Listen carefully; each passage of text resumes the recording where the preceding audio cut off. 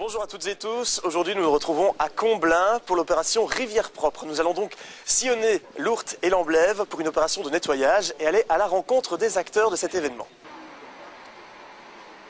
Dans notre première rencontre, aujourd'hui j'ai à mes côtés Georges Van Gossem et Mike Miner, responsable du service cadre de vie. Vous allez donc nous parler de l'opération Rivière Propre. Ben oui, l'opération Rivière Propre, hein, Mike, chaque année, donc plusieurs personnes, donc des conseillers communaux enfants cette année, plein de citoyens qui sont venus nous rejoindre, plusieurs équipes, des équipes sur Pulsar, avec les pêcheurs de l'Ourthe et de l'Amblève, l'UPOA représenté aussi ici par Jules Ostorder et par Francis Auger. Donc ça se passe comme ça chaque année, petite opération bien sympathique. Ici on fait toujours les mêmes tronçons la plupart du temps, donc Jules va prendre les gens de Pulsar et il y a déjà des gens là-bas qui n'avaient pas de moyens de véhicule. Puis on fait les deux rives, souvent du pont ici jusqu'au pont de Sey. Et si on a le temps, souvent on va un peu plus loin au niveau pont Liotte. Alors au niveau des sacs, vous avez vu, il y a les sacs blancs, donc c'est les sacs tout venant. Je vais vous donner quelques sacs PMC, mais dans une opération comme les opérations de rivière propre, il faut savoir qu'il y a très peu de déchets qui sont valorisables au sein du sac PMC. C'est clair qu'une canette qui est restée 1 an dans l'eau et qui est toute rouillée, c'est clair que les opérateurs comme Foss Plus ne savent plus les valoriser. Donc ce que vous pouvez mettre, c'est les canettes en bon état ou alors les bouteilles en plastique qui sont encore propres, qui ne sont pas complètement obturées de matériaux à l'intérieur. Donc vous pouvez prendre les chasubles, les gants. Donc voilà, moi je vous conseille de quand même prendre tous un chasuble parce qu'il fait quand même assez sombre aujourd'hui. Donc c'est quand même l'idéal, quoi. Ça va?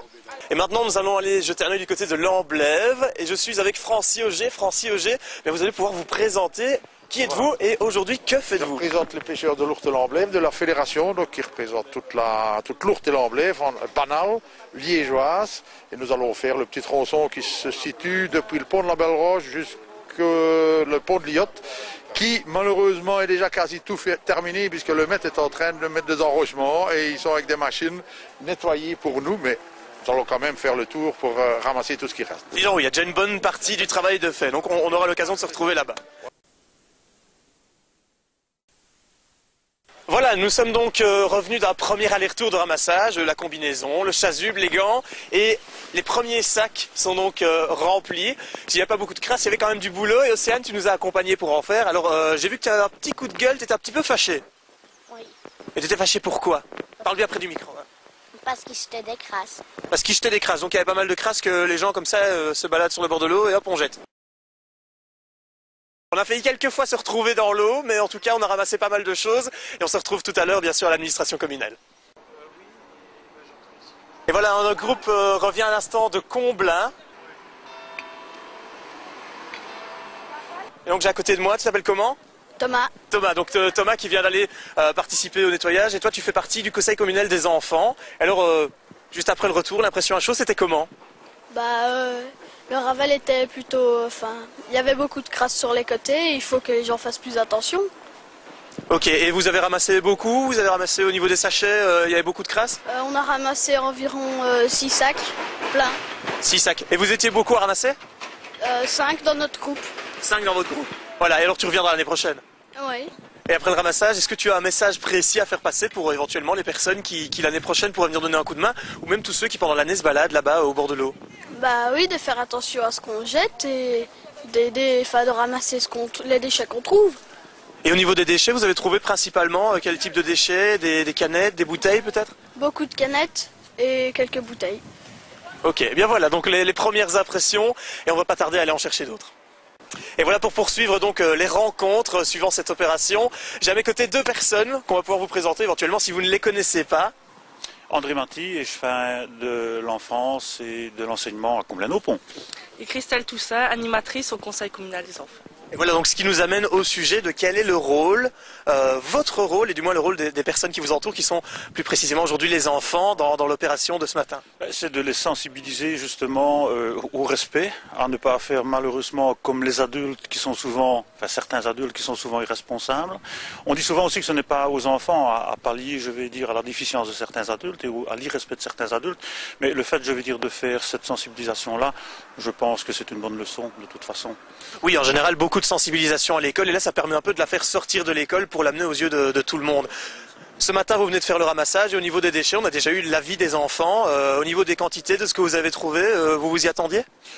Non, je vais dire en ce qui concerne les détritus qu'on a trouvés sur le Ravel, je pense que les gens qui utilisent le Ravel sont relativement respectueux. C'est tout ce qui se trouve en contrebas, je veux dire, de la chaussée. Donc beaucoup d'automobilistes profitent de l'ouverture automatique maintenant, électrique plutôt, des vitres pour balancer un peu n'importe quoi par les fenêtres. Et c'est en contrebas de la chaussée qu'on retrouve le plus grand nombre de déchets. Et voilà, nous nous retrouvons à la maison de village de l'administration communale à Comblain. Je suis avec Marie-Noël. Et alors Marie-Noël, vous avez préparé quelques bonnes choses pour les personnes qui ce matin ont pris l'initiative d'aller participer à l'opération Rivière Propre. Et qu'est-ce que vous avez préparé? On a préparé de la bonne soupe tomate vermicelle. Voilà, alors, pourquoi est-ce que vous avez pris en fait l'initiative de préparer cette soupe et pourquoi est-ce que vous nous accueillez ici aujourd'hui? On vous accueille dans le but de rencontrer plusieurs personnes pour qu'on puisse se réunir et connaître un peu les gens de ce village.